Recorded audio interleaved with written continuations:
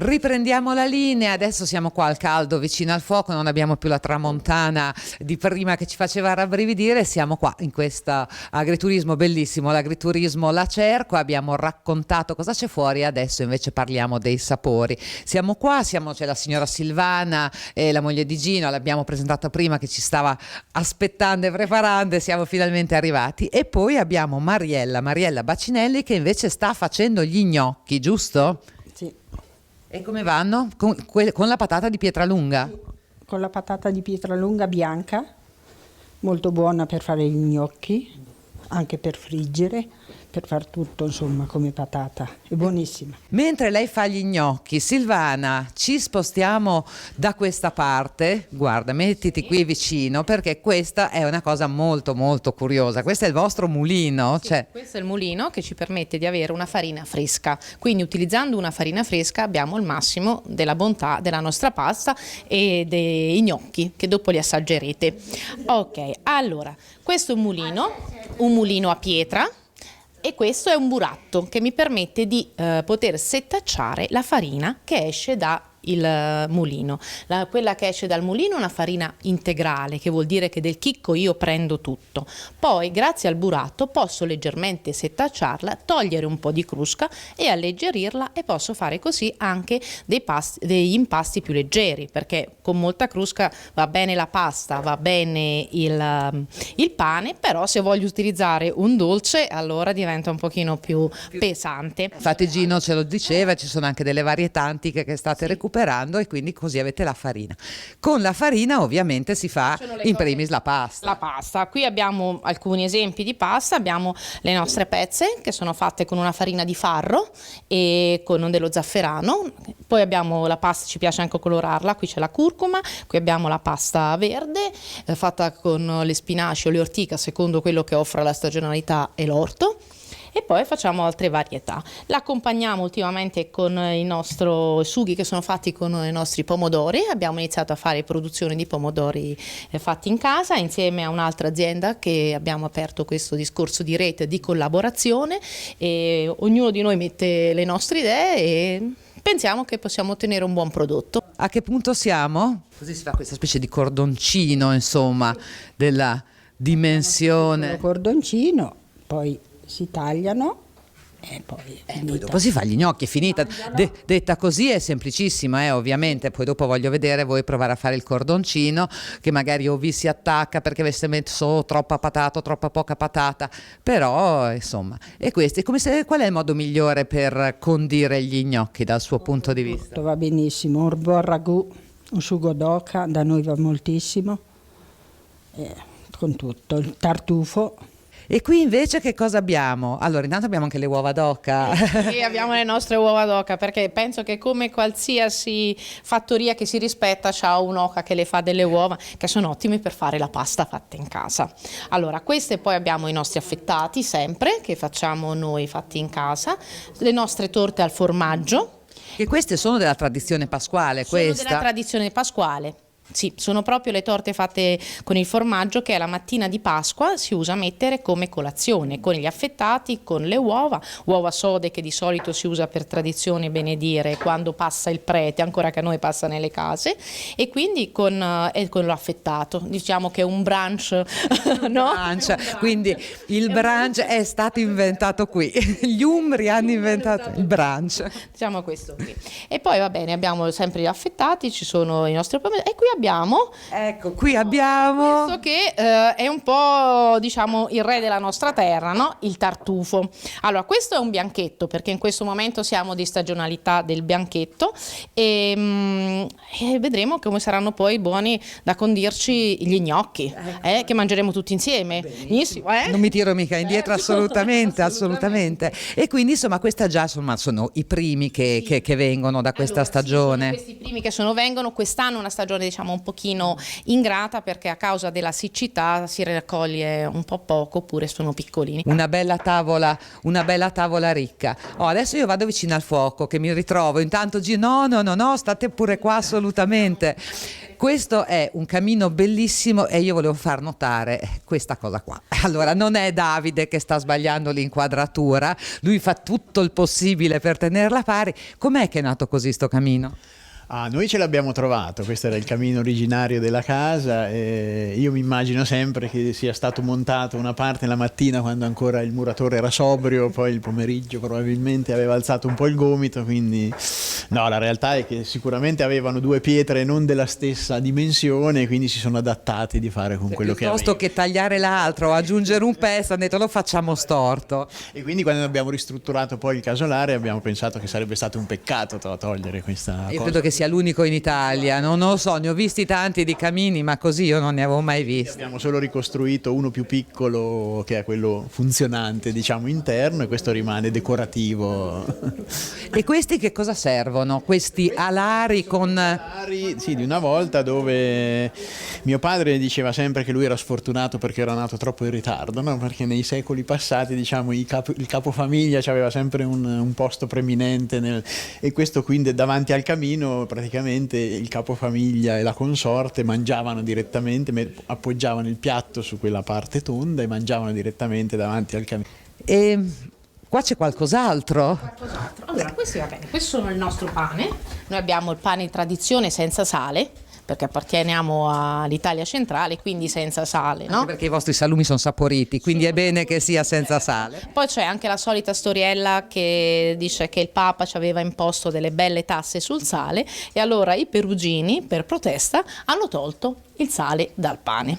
Allora, questo è un pane integrale, questo è un proprio classico pane bianco che è nato dopo la seconda guerra mondiale venendo qua. E poi questa invece è la nostra torta sul panaro. Allora, la torta sul panaro il panaro per noi è una lastra di pietra che viene fatta scaldare sul fuoco e poi si cuoce. Come impasto è un impasto molto semplice: acqua, farina, un po' di strutto o di olio, si mette leggermente del lievito o del bicarbonato, in passato mettevano un pochino più di bicarbonato, viene impastato e viene cotto su questa lastra che viene scaldata, poi posata la torta e sopra si mette anche la cenere e si fa cuocere e viene così. Questa è la nostra, che si mangia con gli affettati oppure da intingolo. Il nostro pollo alla cacciatora con il sughino, poi si fa la scarpetta e quindi... Mi sta già facendo venire fame, glielo dico. E in qualche modo, adesso non vorrei essere flagellata, una versione diversa di quella che è la piadina romagnola. Ha ragione pienamente. Esatto. Noi la facciamo leggermente più alta, più grande. perché voi la piadina la chiudete, noi invece la torta la spacchiamo. Insomma, davvero, quando si dice turismo esperienziale, cioè per un turista che sia italiano e soprattutto forse se straniero che arriva da queste parti, io penso si possa innamorare delle tradizioni, delle storie, della cultura che c'è. Sicuramente, anche perché comunque ogni paese ha le sue tradizioni, le sue cose da offrire e quindi queste sono molto autentiche. E insomma, io direi che davvero abbiamo raccontato tanto. Ecco, abbiamo un'altra componente della rete che è Fabrizia Gargano, giusto? L'agriturismo Monte Valentino. Ci diceva Silvana, si fa rete ed è importante e io credo che sia davvero importante per tutti. Noi ci crediamo, ci stiamo provando, siamo all'inizio della nostra esperienza, ma ci crediamo. Mettere insieme tutte le nostre risorse in tutti i sensi, come forza lavoro, come idee, come entusiasmo, come materiali, attrezzi, insomma collaborare il più possibile, penso che possa portare a buoni risultati per tutti quanti. Andiamo a vedere che cosa c'è nell'altro tavolo, perché non è finita tutta qui, eh? Chi mi racconta che dolci sono? Silvana, e lei? Sono dolci semplici, penso che anche questi li troviamo un po' nelle varie cucine, però sono sempre buoni. Allora, questo noi lo chiamiamo torcolo, che è il nostro ciambellone, diciamo, è conosciuto il nostro torcolo, sempre un dolce che poi si accompagnano bene, questi è sempre sulla mattina di Pasqua, perché oltre che la torta al formaggio, oltre gli affettati, oltre le uova sode, mangiamo anche il dolce, giustamente, per essere un buon La faccia del brunch. sì. Però si fa anche dopo il pranzo Pasquale, beh, è chiaro. Che Pasqua è. Questi sono invece dei biscotti che noi le chiamiamo i zuccherini, sempre biscotti semplici, di cose non molto elaborate, come era la tradizione qui, diciamo, contadina. Sono fatti senza le uova, sono con farina, con del vino, dell'olio, e poi vengono passati con lo zucchero. Sono questo colore dovuto allo zucchero di canna, che cosa? E sono così. Sono questi sempre dei biscotti fatti con delle marmellate. Le marmellate sono fatte con la frutta che raccogliamo qui nelle vicinanze oppure nella nostra azienda. Questa è una crostata fatta con la marmellata di visciole. Le visciole sono queste piccole ciliegine, diciamo, a maronchiole, che forse come frutto di per sé da mangiare allappa un po', però se viene elaborato dà il meglio, sia come marmellata, come diciamo anche come sciroppata, facciamo sciroppata, e poi Fabrizia, che insieme a Nicola sono quelli che hanno dato il meglio, come liquore. Vedremo il suo zucchero. Ecco, e poi invece questi abbiamo i cantuccetti. No, sono i tozzetti. I tossetti. Ho sbagliato regione, chiedo venia. Sono i tozzetti. Però sono buoni uguali. Certo, più poveri, perché gli umbri sono sempre un pochino più poveri dei toscani, però sono buoni ugualmente. Allora, questo liquorino, ecco, è una tradizione, un'idea nuova, com'è? Come bevanda, come tipo di bevanda, declinata in vari modi, esiste da sempre lungo tutto l'Appennino, le zone appenniniche hanno, perché ovunque si trovano piante di visciole. Noi abbiamo usato come ricetta quella del bisnonno di mio marito, a suo tempo farmacista in Pietralunga, e lui aveva armonizzato al meglio gli ingredienti, che sono molto semplici, sono zucchero, visciole e il buon vino diceva la ricetta originale, buon vino rosso. E questo è perfetto per un fine pasto col tozzetto, direi che è vino da meditazione. vino da meditazione. Ecco, quindi io l'ho chiamato liquore, in realtà è un vino. Geologicamente è un liquore, non possiamo definirlo altro che questo, è la più bassa gradazione dei liquori perché è 15 gradi, ma è di fatto un vino da fine pasto. Io a questo punto riattraverso e vado a vedere come siamo messi con la sfoglia. Già fatto, cioè è già a buon punto, eh? Sì, abbastanza avanti come sfoglia.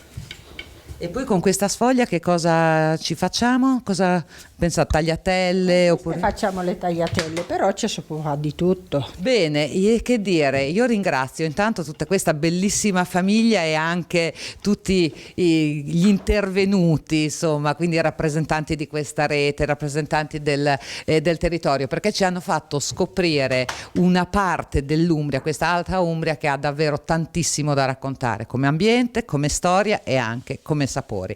Grazie a tutti voi, grazie a voi che ci avete seguito. In sovraimpressione vedete tutti i nostri riferimenti. Con i frutti della terra termina qui, ma noi ci ritroviamo la settimana prossima.